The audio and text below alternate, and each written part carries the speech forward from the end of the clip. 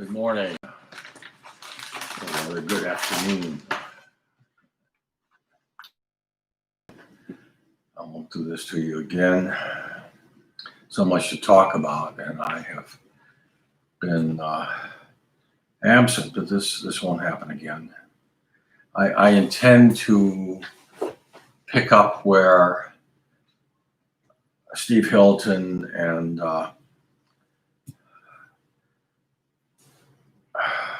God.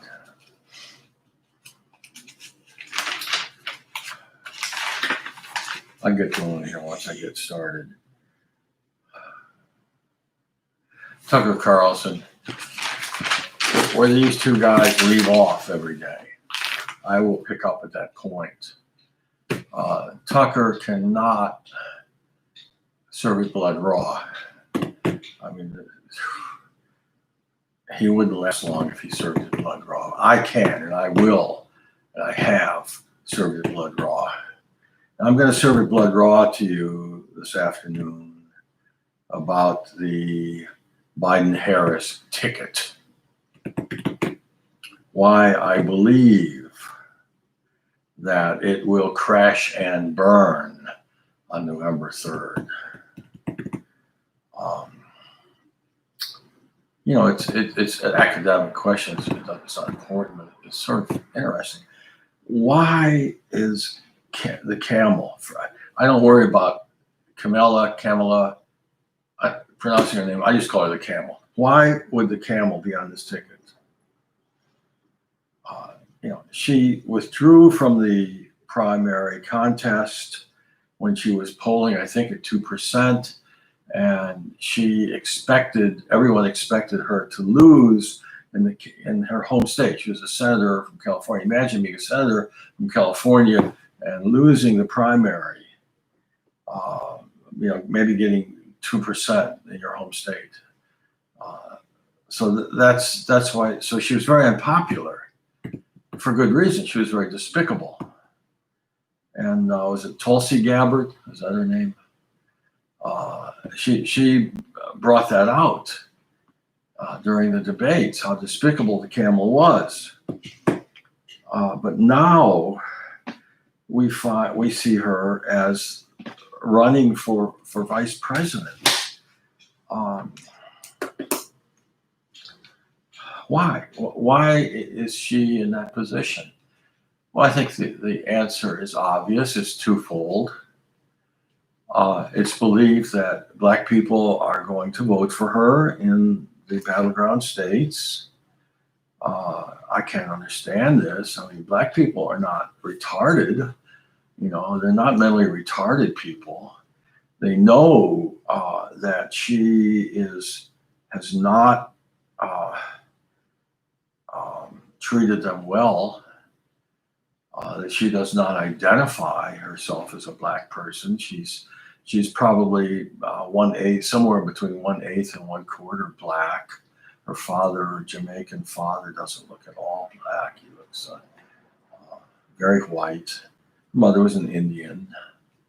And we know how she treated Black men as a prosecutor in California, despicably. So why on earth would Black people vote for her? I mean, please, I know I have Black followers. Get the word out. Okay, this is not the kind of Black president that you want. Okay, and she will not be the Black president. She's already said that she within a month of her being elected, she will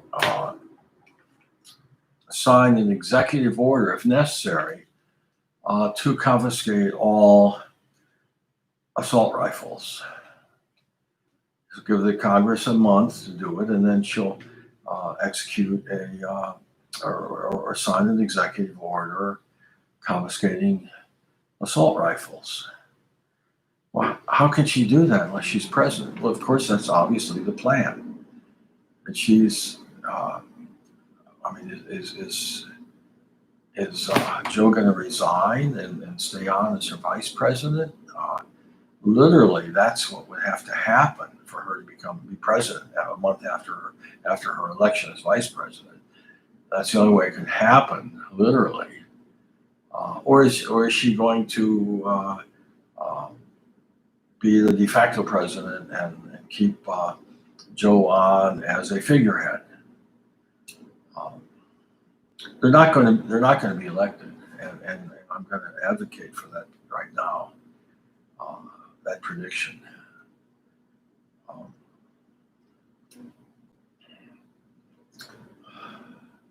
Tucker talked about her being transactional. Yeah, I want to talk about her, what she transacted in, in the product. She's sitting on this product every day. She transacted for favors from Willie Brown, the 400 grand and the offices that she got for transacting with Willie Brown. I'm going to talk. What's more important is point number one. While Attorney General of California, thanks to Willie Smith, she attempted to suppress evidence that would exonerate a black man in death row. Now, see, Tucker doesn't have the guts. He wants to keep, he doesn't want to be declassified or canceled.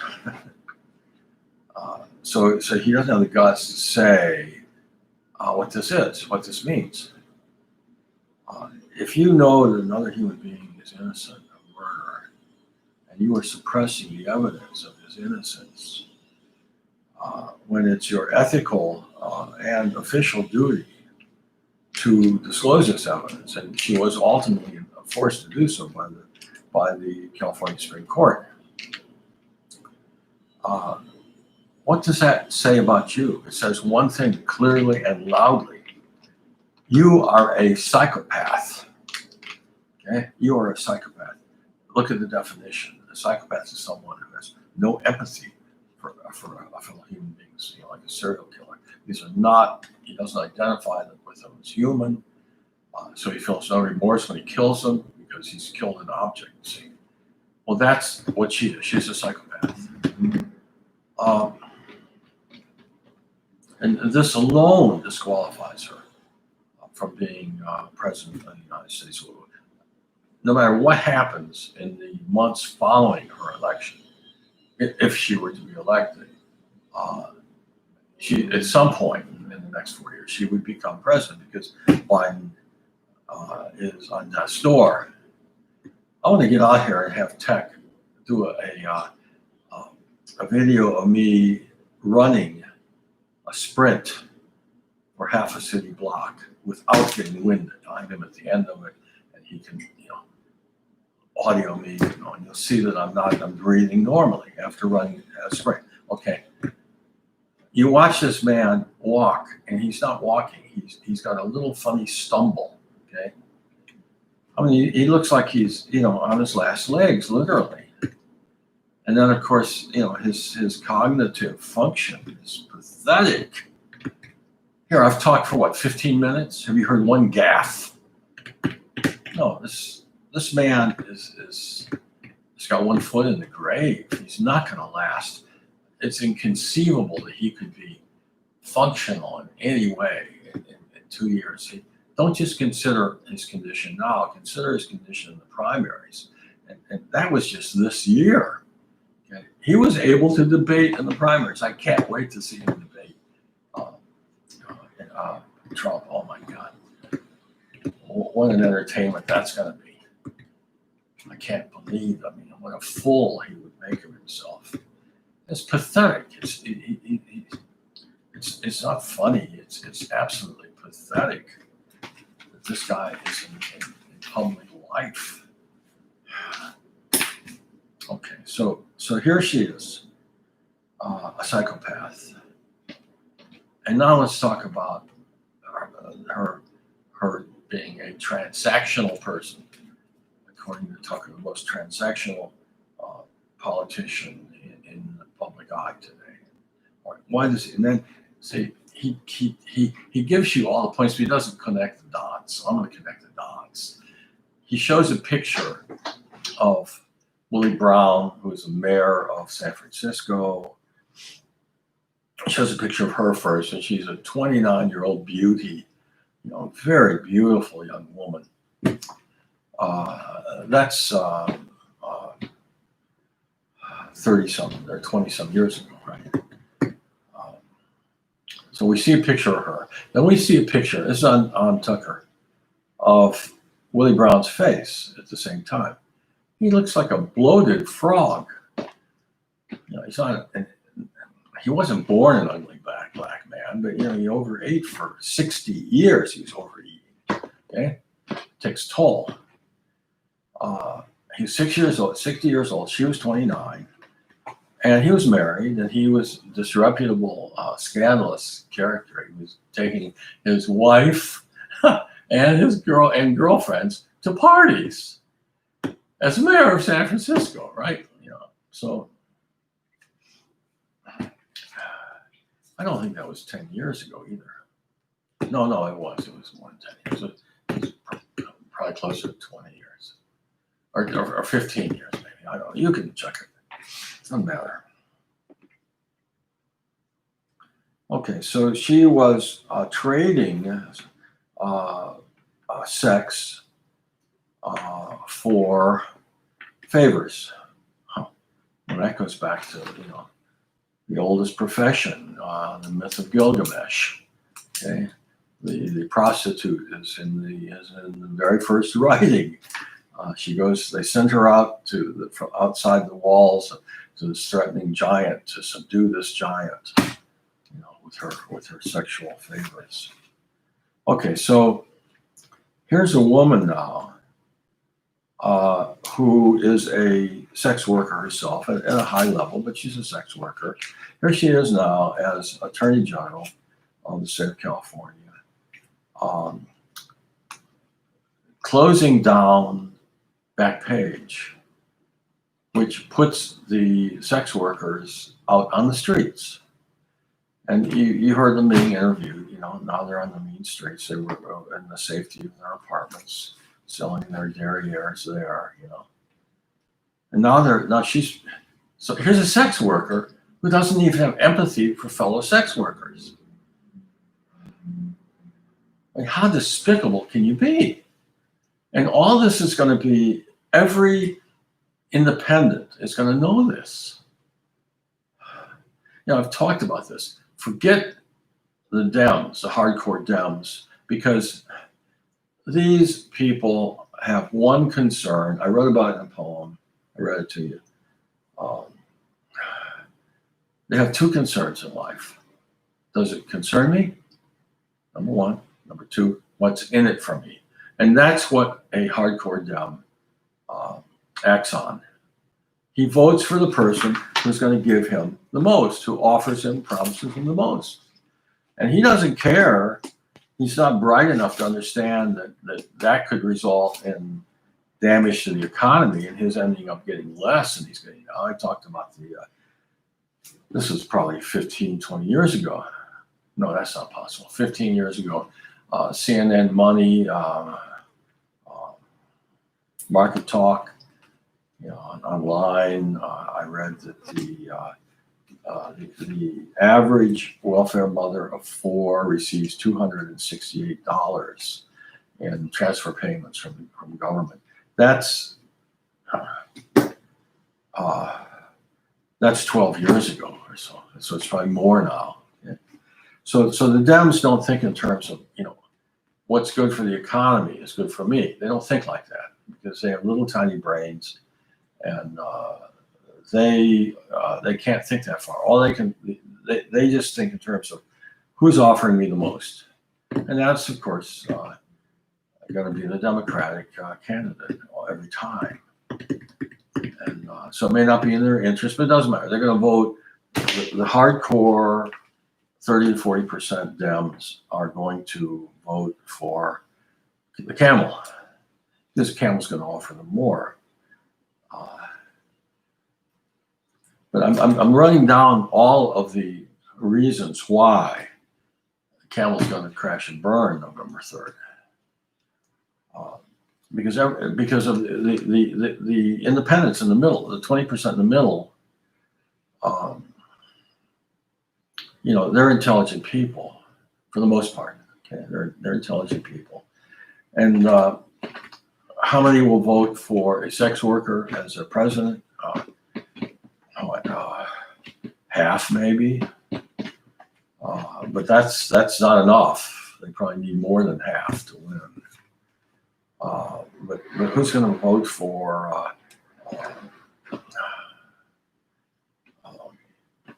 someone who's threatening the soundness and the future of our economy, like the camel? I don't think half are going to do that. And then I just got started on the issue of how despicable she was. And these things keep coming out. We're just days into her selection by Biden. And these things keep, more and more scandalous things come out. Steve Hilton, you must watch his YouTube on Kamala transacting with the Catholic Church and getting $500,000, I think, from the Catholic Church in campaign donations while she's the Attorney General, and she's allowing them to protect pedophile priests from prosecution. She thinks it's possible. That's pretty despicable. I missed some things here. What about her gun photo? Oh yeah, thank you, Tech. I do this extemporaneously to show you what a 77-year-old man should be capable of doing. I remember all these points. I talk about them, and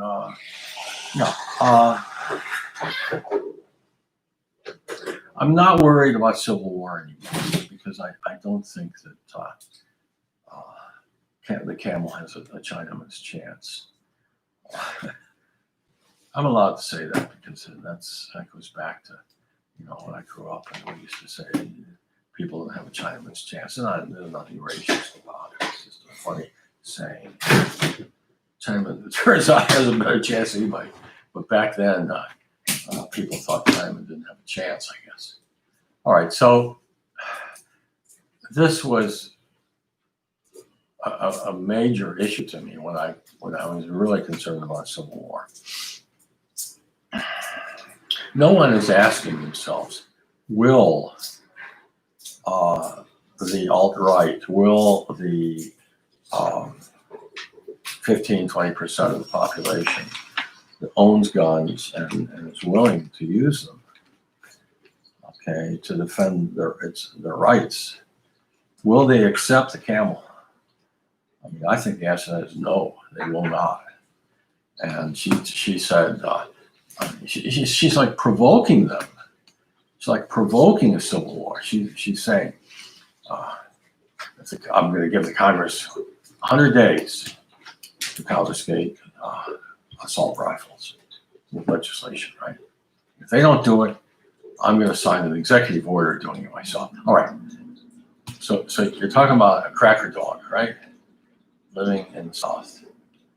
And you've got a black woman who's coming for her rifle because it's, she says it's a weapon of war. How do you think he thinks? He sure as shit is a weapon of war. And there's going to be a war, and I'm going to use it as a weapon therein. Okay?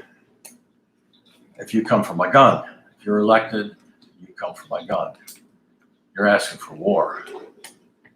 Well, I don't think it's going to be a civil war now, because, see, I think people have enough sense, that the independents have enough sense. Why provoke a war unnecessarily by electing the camel? Because that's what they'd be doing.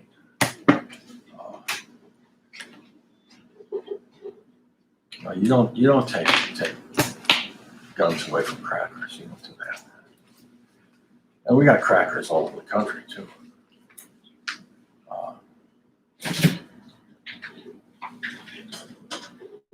without name, Greg? What? What did I miss, Tech? You're saying she has that anyone who's black to vote for her. Yeah, well, I covered that. Ted wasn't listening, but yeah, I need to reinforce that. It has to be Look at. Hey, there are black people out there talking about these issues, and it sounds like when I listen to them, it sounds like me talking. Okay. There are plenty of black people that see things exactly as I see them, which is correctly. I see them correctly. Okay.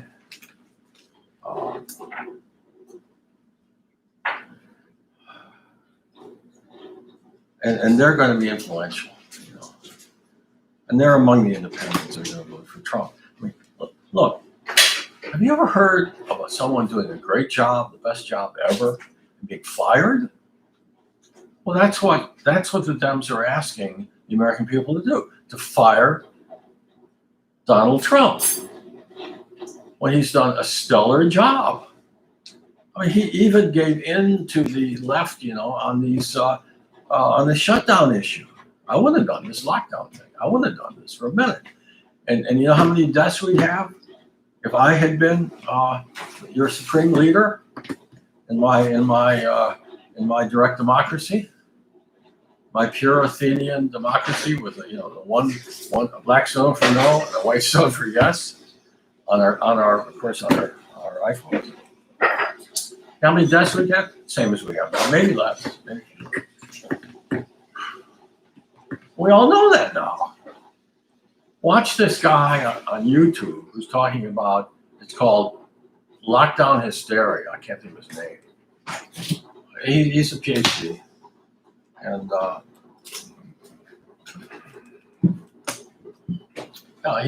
he takes words out of my mouth about the lockdown.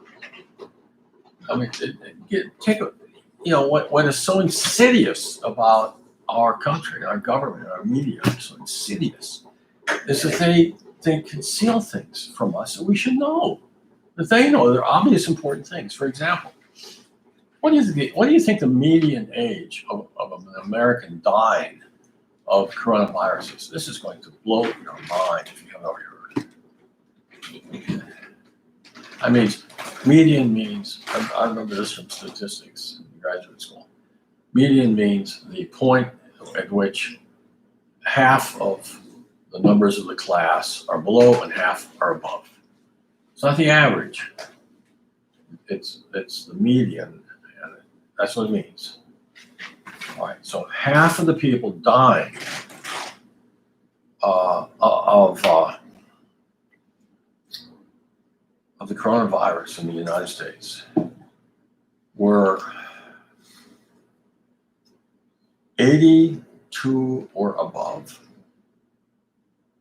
Half living were 82 and below. Half of them died. Oh, no, that's not wrong. That's wrong. No, half of those who died, okay? Half of those who died were 82 or above. Half were, the rest of the survivors, of course, were 82 or below. Yeah, so you had to be 82, to be in the top 50%. And so Tech told me the average was much higher than that.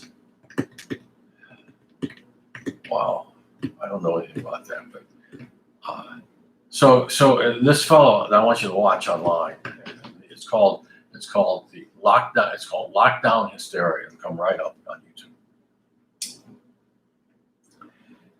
He has this figure about the average life expectancy of people who died of coronavirus, and it was like less than a year. I mean, they had before they contracted the coronavirus because they had comorbidities that gave them less than a year of life expectancy. See? So if you had known that, what would you have done? Well, what I suggested back in February, I figured all the stuff that Hilton's talking about now. Watch his YouTube about the lockdown hysteria also. Steve Hilton's. But I knew all this in February, and I told people this. And I told them what we have to do is we have to isolate the old people who are vulnerable, the people who have bad diabetes, bad high blood pressure, and heart disease. Okay? Isolate them, and then everybody else go about their business, mask, distance, do whatever you feel appropriate.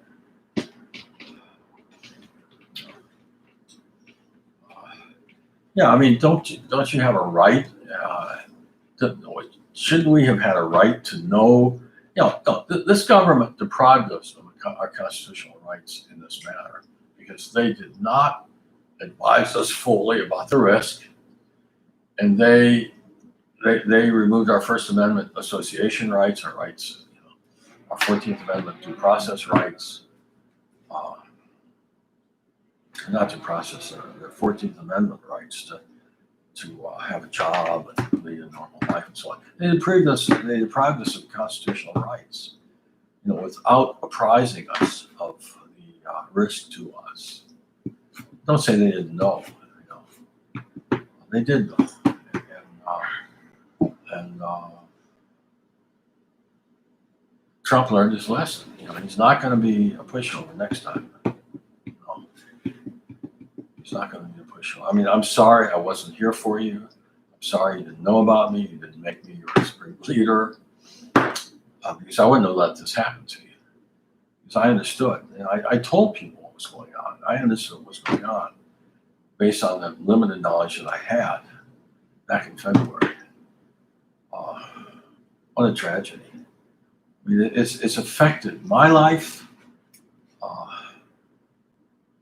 It's affected everybody's life in a harmful to baneful way, somewhere on that spectrum, harmful to baneful. God. People have committed suicide. People lost businesses. It nauseates me to look out there and see government allowing looting and destruction of private property and letting this lawlessness. I mean, we had a number of shootings last night in New York City. Deaths, several deaths. And, see, this whole condition doesn't result from the coronavirus. The coronavirus is not at fault. Bad government is at fault. Bad government. The failure of our government to react appropriately to something that was not a crisis. I guess this is a crisis for you if you had a grandparent in his 80s,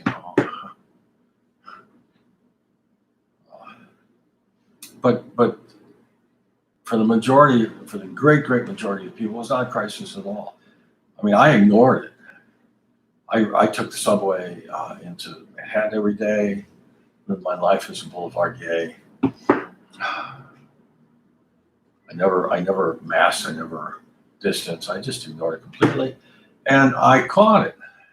Big fucking deal, I coughed for a little bit.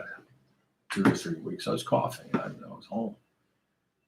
I hadn't dreamt that I actually had coronavirus, but now I know retrospectively. I can tell you how I caught it. Caught from somebody who went home.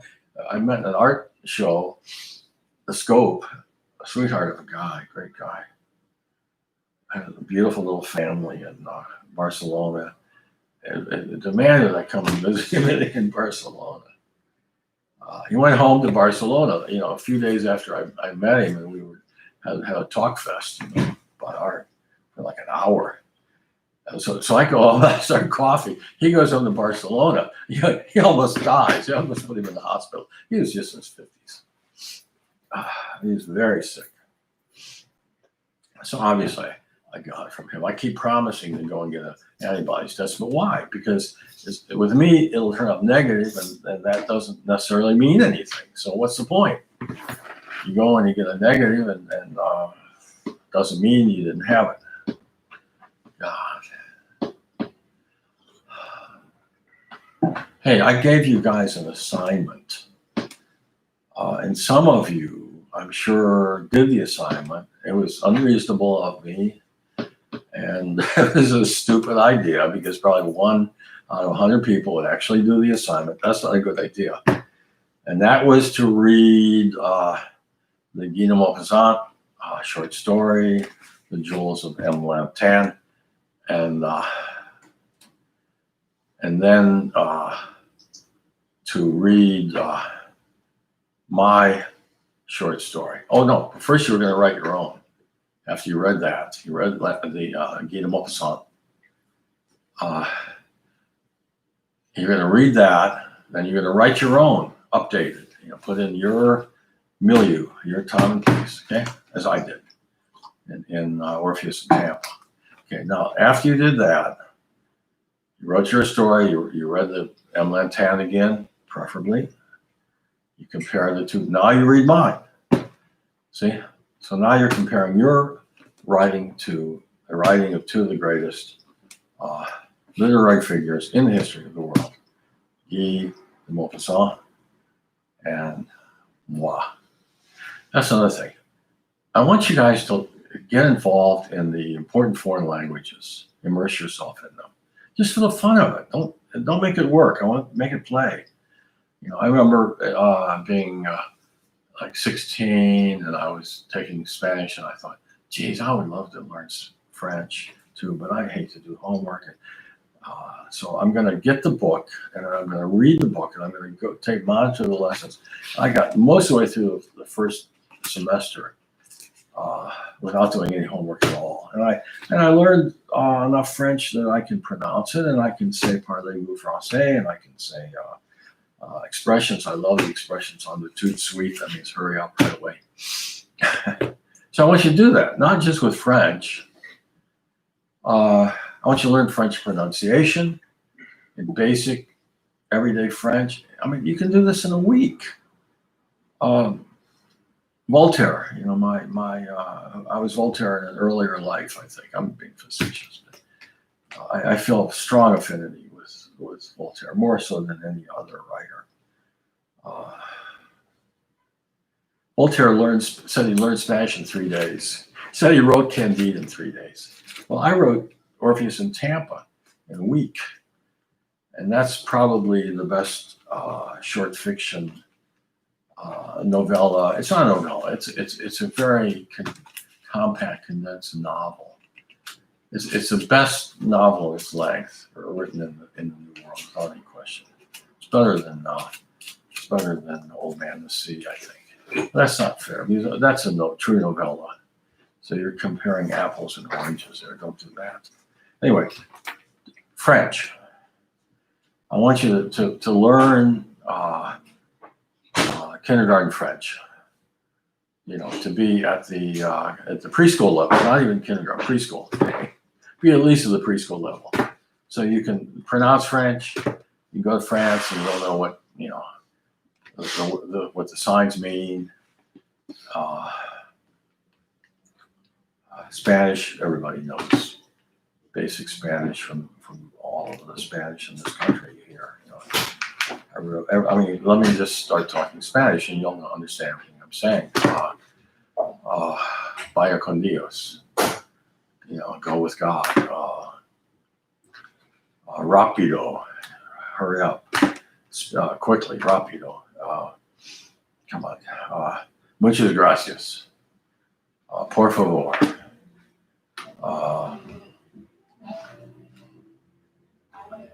Hola, senor. I say these things all the time, facetious. I get in the cab and say, hola, senor. I don't know if the guy's Spanish or not.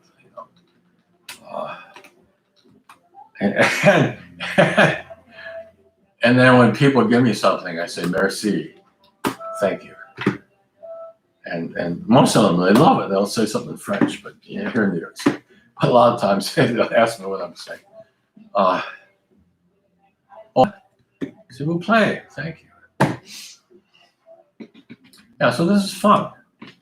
So I want you to learn preschool French. I want you to learn just to be a literate, sophisticated person. I want all of my guys to be sophisticates, all of you. Okay? Because you're going to get more out of life in many ways. It's going to come in handy in many ways. It's fun.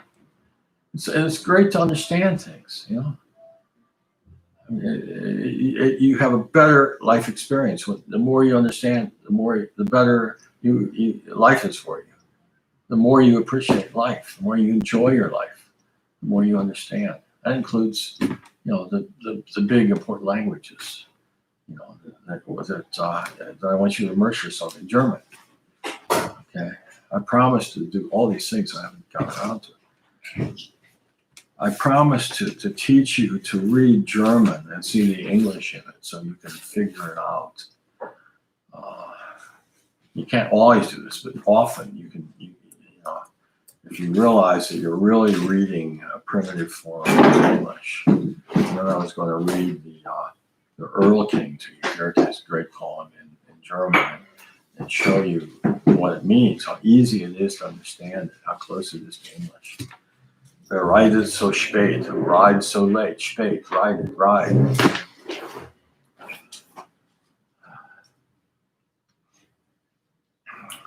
So spät, so late. So spät, so late. See how close? Yeah. So German, that's another one. German, you already know Spanish probably. What about the Jewish? What about the Jewish? What about the Jews? He was. Ephraim wants me to talk about the Jews. He loves it like talking about the Jews. Yeah. You think anything about that? Okay. Do your Mr. Jew routine for them. They love that. That's great comedy. He says the Juden. Mr. Juden, yes. Okay. Can they hear that? Yes, they hear everything. Okay. He's shy. If his parents call him, oh God, you would get hell. Holy hell. You would have to hide in my basement. Like the Gestapo was coming for you. Okay. Yeah. Well, we have our Jews and their Jews. Okay. Our Jews, Mark Levin, they're multitudinous. Okay. My Jewish dentist told me that the Orthodox Jews are virtually all Republicans and Trump voters, of course, and the Judeo-Bolshevik Jews, you know, who's an example of that? Nadler, you know, Schumer. My God, it looks like a cartoon. Schiff. These are Bolshevik and Judeo-Bolsheviks. Nadler looks like a cartoon. Oh, Nadler also. Well, I mean, I'm hyperbolizing. They're not Judeo-communists, no, or Judeo-Bolsheviks, no. But they're the heart and soul and the brains of the left. So you know, the Jews come in all shapes and sizes, and they tend to you tend to find them at the extremes too. How about a population of 5 to 6 million American Jews? That's their number, okay, in a country of 330 million, owning 25% of the country. That's pretty mind-blowing, you know. And I kidded with this guy, you know. I said, "Boy, we got to go to your schools." I mean, if non-Jews start going to your schools, he laughed, of course. It had nothing to do with education. It's all in your DNA. Not all, 99% of it is in your DNA. I'm not sure even about the 1%. I told you the story. I mean, if I had had any experience of entrepreneurship, I would have dropped out of junior high school. I would have started selling donuts, and today there would not be a Dunkin' Donuts, you know, making these phony artificial donuts. There would be only my donuts, and they would dominate. Because I was exposed to farm life, and I tasted real donuts. And Americans today, not 1 in 1,000 has tasted a real donut, and they'd be amazed. God, I've got so much. What do you think the mass market is some horrible stuff? What market? You know, Dunkin' Donuts, this, that, all this stuff. Well, yeah, I just talked about Dunkin' Donuts. You know, it's a tragedy that I wasn't exposed to The closest thing I came to entrepreneurship, I bought a pool table for $100 of my paper route money, and assembled it in the basement. And I got to be a pool shark at like 12 or 13 or so, maybe 14. 14, I think. Really? And yeah, and I when we moved from Michigan to California, I went to UC Berkeley. I sold it for $200. And I thought, my God, 100% profit with an old pool table. Why don't I just start buying and selling things?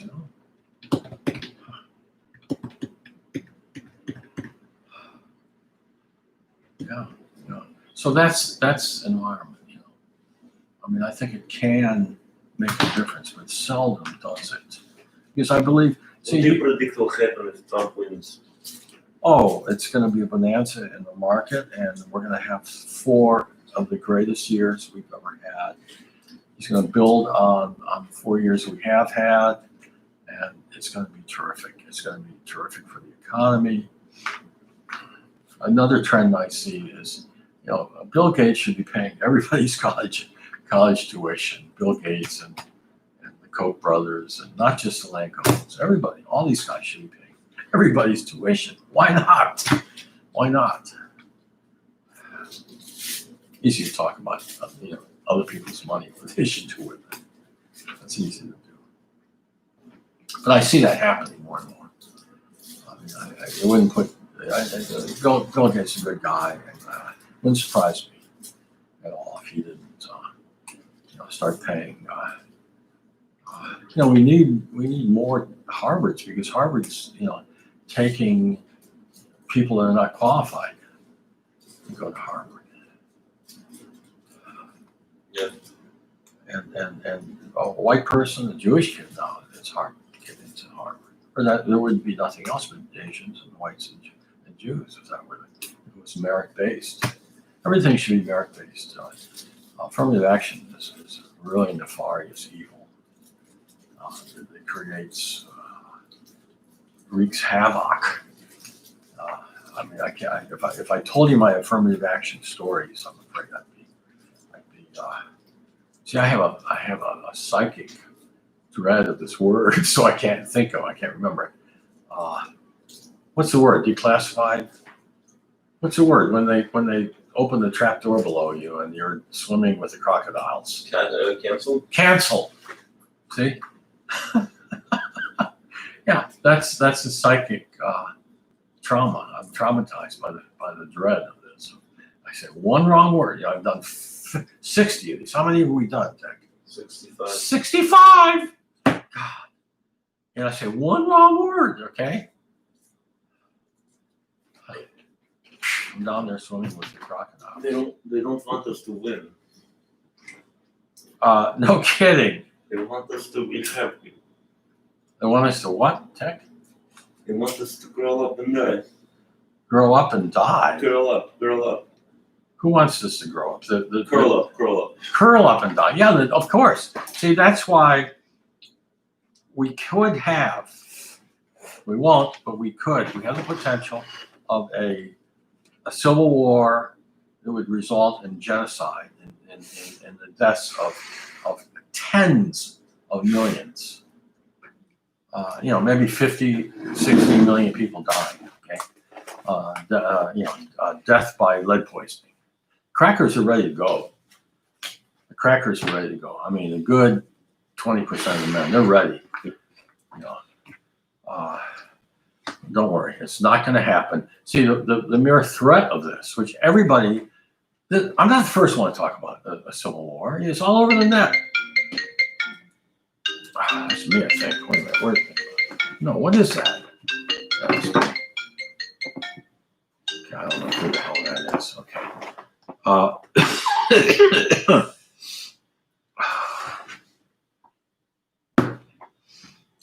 See, just the mere threat of civil war, and I'm not the only one. I'm one of thousands of people who probably talked about it publicly. Probably tens of thousands, at least, are talking about this. All these cracker dogs, man. with their assault rifles. See, don't tell me that you don't need an assault rifle when I've New seen what cases of happened. COVID in nursing homes soar past peak levels. Okay, don't tell me you don't need an assault rifle when I've seen what happened in McCluskey's. As I've explained, we're all McCluskeys. We're all McCluskeys. Even liberals, who have palatial homes, they've got armed guards, believe me, and they've got more than pistols. Yeah, what are you going to do with a pistol when you've got? Now this is getting worse. It's cascading. It's growing. This looting and rioting. See, Trump evidently thinks that he's going to lose election if he militarizes the federal government or militarizes the effort, rather.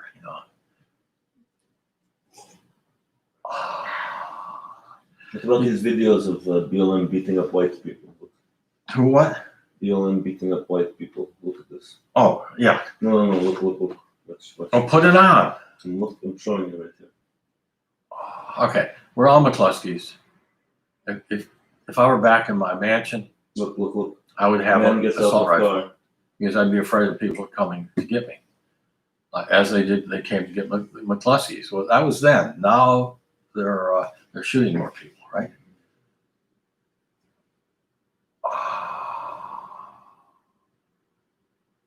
Yeah. Disturbing. Look at this. They beat up this white driver. Look. They pulled somebody out of his car. Yeah. A little white guy out of a car. They pulled a little white guy out of his SUV. That's not an SUV. That's like a truck. That's a truck. Where is the guy? This guy. So you guys, they made him crash his car. They made him crash his car. Yeah. And then they attack him.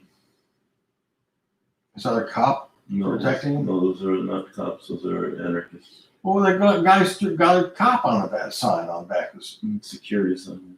They got a security sign, and they beat this man to the ground. See, we're ready to kill people. Look at this. Look, he's sitting there on the ground. Yeah. And then they start kicking him. Oh, they're kicking him on the ground. He's almost dead by the time they're done. Oh man, see, this is provocative. This is has everybody seen this on TV? Yeah. You think so? No, they're not gonna play it. Well, then you play it. Yeah. We play it right here. That's why we're I'll here. put it on after the video. Okay, he's See, yeah, the guy's unconscious now. They've been kicking him in the ribs. And how old is this man? This is a man, I would say, by his face. Is he breathing? Yeah, he's early 30s. Yeah, he's in his 30s. Yeah, he's playing Jesus Christ here on the cross, and this is going to invoke a crusade. Cracker dogs are going to get their guns, man. They see much more of this. And they're ready to get their guns now, and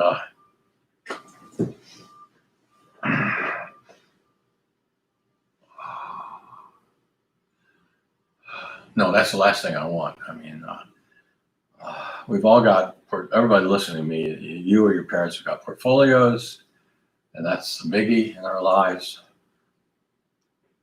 And we're delirious with joy right now about our portfolios. The Dems, they don't even know what a portfolio is, okay? Don't tell them. Don't tell them. They'll never have one. Except for the Judeo-Bolsheviks like Soros, they've got portfolios, all right, they're worth, tens of billions. But that's the extreme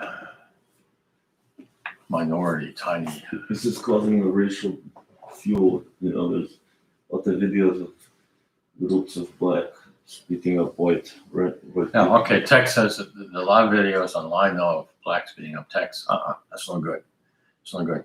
I call upon all black people who are listening to me to get involved here and to fight with us, for peace and justice and the rule of law. We've got to stand up for this. And the rioting and looting has to be stopped. I mean, if I were your supreme leader right now, it wouldn't have begun because I'd have people with with machine guns standing on every corner, and so there would not be the first broken window. There would be no deaths, no injuries, no losses to business owners if I had been your supreme leader. And I would actually give you due process, which due process is a myth. There is no due process in American courtrooms today. Justice is a myth. We say, but wait a minute, aren't people acquitted by juries? Yeah. 1% to 2% of juries acquit defendants, acquit criminal defendants. Okay, but what they don't tell you is that that's only 5% of the prosecutions. The other 95% are intimidated into pleading guilty to a conviction. So what that means is we live in a police state. If you are arrested, you will be convicted unless the courts throw the case out. Or the biggie, the more common thing, unless you pay your way out. It's no different than Mexico. It's no different. The beautiful example is, in all our faces was Epstein, 10 years ago, when he bought his way out of facing thousands of counts of second-degree 15-year felonies, maximum sentence 15 years. He bought his way out because he ended up doing a few weekends in the jail at night. Went anywhere he wanted to. He created a company to employ sheriffs who would work overtime for him, and they were richly paid. Of course, they wouldn't let anyone to violate their jail their boss who was paying them so well, did they? Okay, so that's the rule of law. See, it's not a rule of law; it's a rule of money. And justice is a complete myth in this country. There is no justice. There is no God,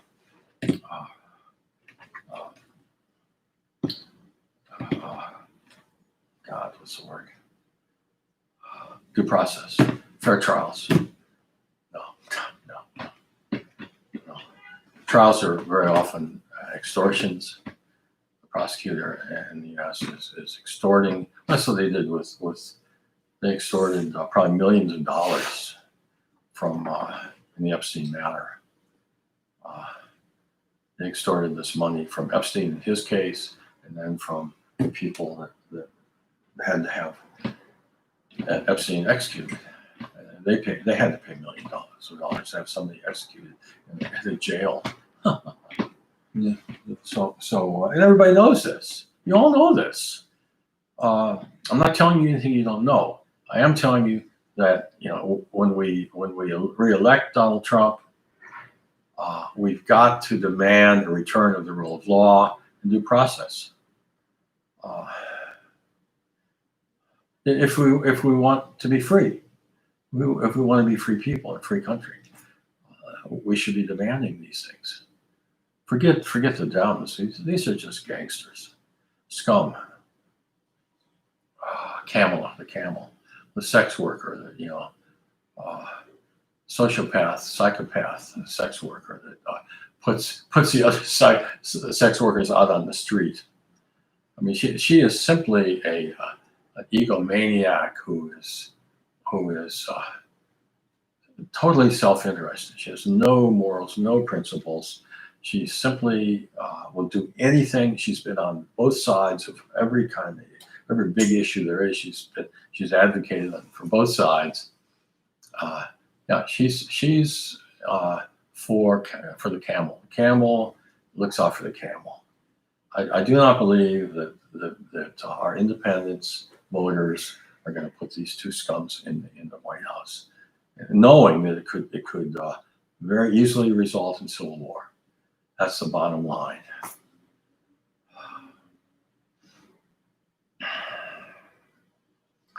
I wonder how many people did the assignment I gave them with about the Gita Maupassant. Tech, do we have any comments on that?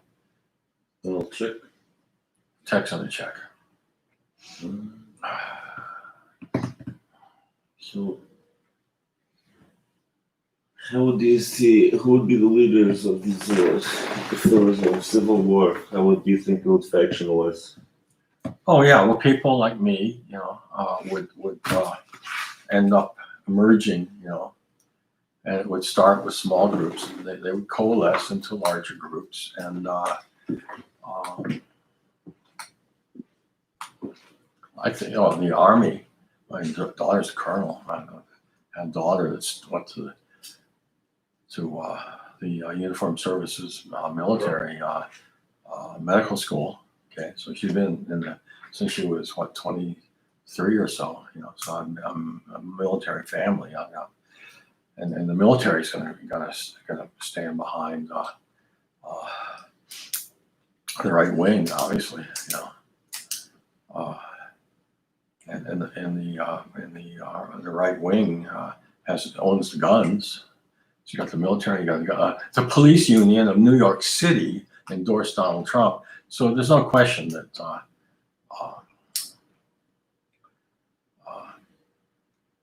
the right would massacre, would be an incredible bloodbath. I mean, they would decide, look, at these people are tax eaters. These people are, they generate lawlessness, murders. They made our country unsafe. Let's just kill them all. I mean, I don't want any of this to happen, and I'm not advocating for it. I'm predicting based on things that you can see yourself. I'm not talking about anything that you're not. And if you look at things, you see things differently than me. God bless you. I hope you're right, and I hope I'm wrong. But that's how I see things. But people, I think people know this. See, people know a lot of things unconsciously, and they act accordingly. But they don't acknowledge that they know these things. Yeah. But see, they know that. God, we got to be someplace in 15 minutes, man. Shit, fire.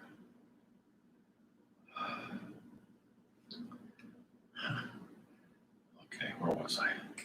Yeah, see, so the moderates know these things, and they know that by electing the camel,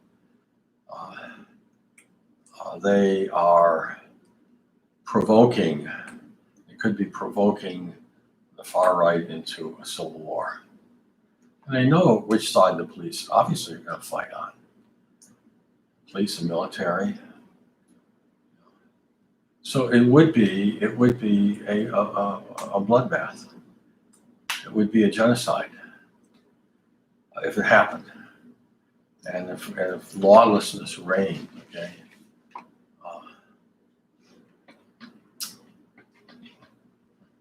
and it would be over very soon too. It would be over in 10 days. Just call me Swami Stall. That's what they chose me. I told you the story about me being chosen by the other 7th graders.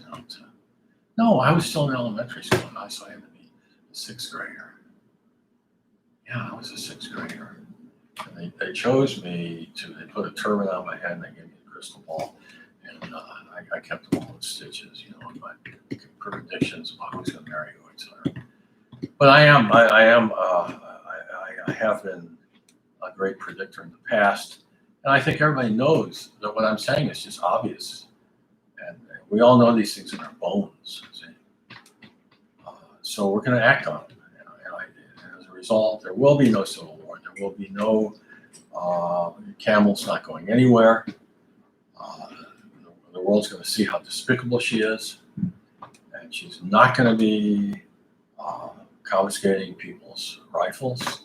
She's not going to be elected, and we're going to all live happily ever after. That's my ultimate prediction here. Tech, we got to get out of here, man.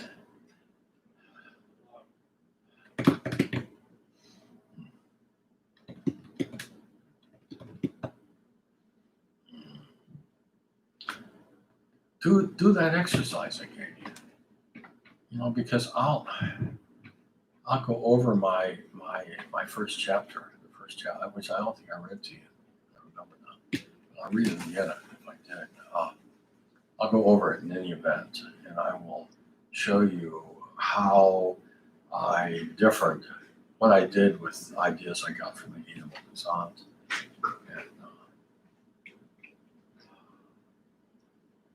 And if somebody sends in, their version of the short story, that I think is, we can learn from, I will review it online. I mean, if 20 people do it, I'll do it 20 times. If you ask me to read your thing and review it, I might not read it out loud, but I might say, here's so-and-so. She did this and this and this right, and this is wrong. This is why. Here's an example. Spend 10, 15 minutes on everybody's short story. Oh, I got 15,000 views on Watermelon Thieves. That's more than that's supposed to be a bestseller, I think, or maybe not. But that's considered a very successful publication of her books. It's not, but that was very heartening. I appreciate that, and make sure this goes viral, because I want everybody to be thinking about Campbell and the Civil War, because they should be, because she could provoke. We all know that's true. Imagine her telling the cracker dogs of the country that she's coming for their guns, and then telling them that their gun is a weapon of war. I mean, that's like putting an idea in their heads, isn't it? This is a weapon of war. Yeah, let's have a war. We're coming for you, Campbell. That's what she's doing. This woman is really perverse. I mean, she's she got to where she was, with her derriere, transactions with Willie Brown, and she'll do anything. Tech, what are we doing? Tech. Oh God, now he's not even answering me. Oh, maybe I hit this. See, they changed this, so I don't know what it means. There's a little white arrow. Tech, are you going to turn this off? Tech. Yes. Are you going to turn this off? Yes. Oh God. I'm going to try to get him more involved because he's 1/3 my age and he's got a different perspective. So I want to hear from him on all these